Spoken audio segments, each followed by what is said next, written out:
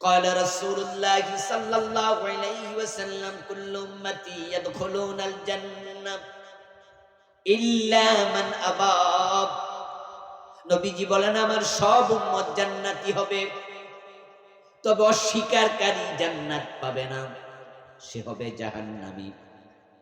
ইলা মান আবা ইয়া রাসূলুল্লাহ, কোন একজন সাহাবী দাঁড়ায়া গেলেন, হে আল্লাহর রাসূল, অস্বীকারী উম্মত আবার কে?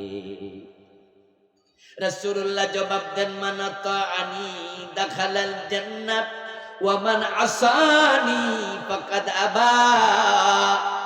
যে উম্মত আমি নবী মুহাম্মদকে অনুসরণ করবে শুধু সে জান্নাতে যাবে, আর যে উম্মত দাবি করলো অথচ আমি নবীকে অনুসরণ করে নাই, তার কপালে জান্নাত নাই।